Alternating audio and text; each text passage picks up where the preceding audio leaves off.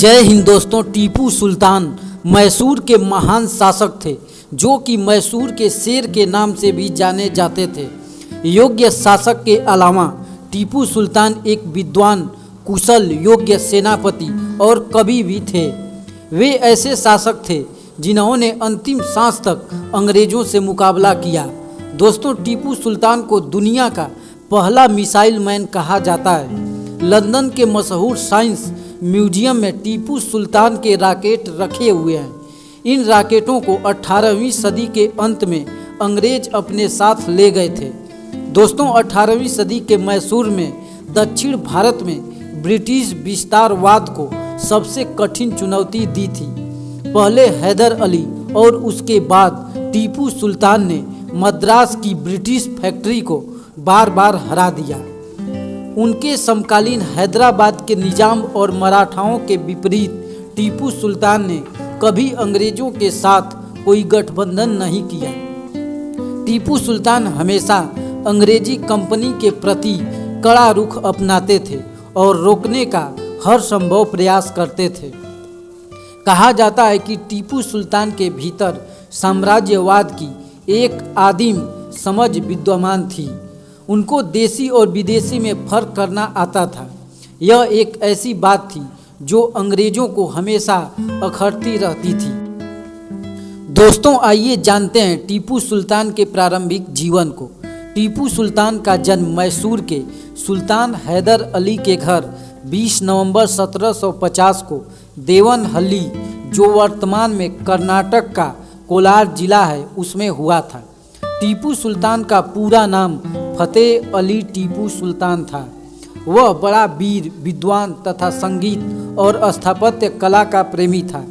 उनके पिता का नाम हैदर अली और माता का नाम फकरुनिसा था। उनके पिता हैदर अली मैसूर साम्राज्य के सेनापति थे जो अपनी ताकत से 1761 में मैसूर साम्राज्य के शासक बने। टीपू सुल्तान के पिता ने दक्षिण में अपनी शक्ति का विस्तार आरंभ किया था। इस कारण अंग्रेजों के साथ साथ निजाम और मराठे भी उनके शत्रु बन गए थे। टीपू ने 18 वर्ष की उम्र में ही अंग्रेजों से पहला युद्ध जीत लिया था। टीपू सुल्तान को अपनी वीरता के कारण ही शेर ए मैसूर का खिताब अपने पिता से प्राप्त हुआ था। टीपू सुल्तान ने बहुत से विषयों जैसे हिंदुस्तानी भाषा, हिंदी, उर्दू, फारसी, अरबी, कन्नड़, कुरान, इस्लामिक, न्यायशास्त्र, घुड़सवारी, शूटिंग और तलवारबाजी आदि पर ज्ञान प्राप्त किया था। इनके पिता हैदर अली के फ्रांसीसी अधिकारियों के साथ राजनीतिक संबंध होने से युवा राजकुमार टीपू सुल्तान को सेना में और अत्यधिक कुशल फ्रांसीसी अधिकारियों द्वारा राजनीतिक मामलों में प्रशिक्षित किया गया था। दोस्तों, आइए जानते हैं टीपू सुल्तान का संघर्ष भरा इतिहास। टीपू सुल्तान काफ़ी बहादुर होने के साथ ही दिमागी सूझबूझ से राजनीतिक बनने में भी बेहद माहिर थे।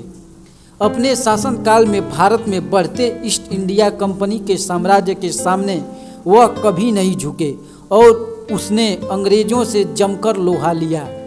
मैसूर की दूसरी लड़ाई में अंग्रेजों को खदेड़ने में उसने अपने पिता हैदर अली की काफ़ी मदद की। उसने अपनी बहादुरी से जहां कई बार अंग्रेजों को पटखनी दी, वहीं निजामों को भी कई मौक़ों पर धूल चटा दिया। अपनी हार से बौखलाए हैदराबाद के निजाम ने टीपू सुल्तान से गद्दारी की और अंग्रेजों से जा मिला।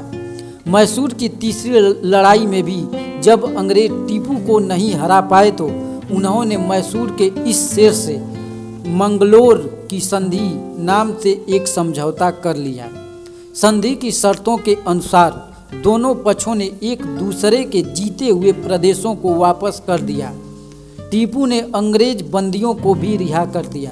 टीपू के लिए यह संधि उसकी उत्कृष्ट कूटनीति सफलता थी, लेकिन यह संधि ज़्यादा दिनों तक नहीं चला और 5 वर्ष बाद ही संधि को तोड़कर निजाम और मराठों के साथ लेकर अंग्रेजों ने फिर आक्रमण कर दिया।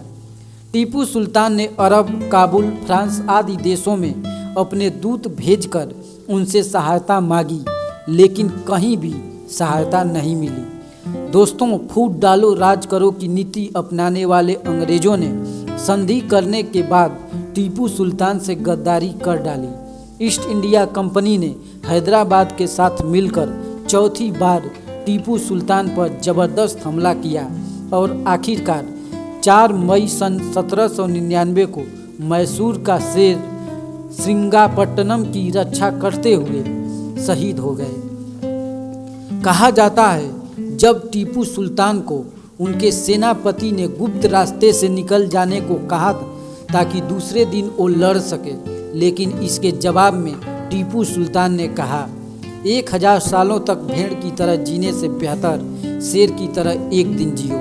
दोस्तों, टीपू सुल्तान की शहादत के बाद अंग्रेज श्रीरंगपट्टनम से 2 रॉकेट ब्रिटेन के वुलविच संग्रहालय की आर्टिलरी गैलरी में प्रदर्शनी के लिए ले गए, जो आज भी उस संग्रहालय में रखा हुआ है।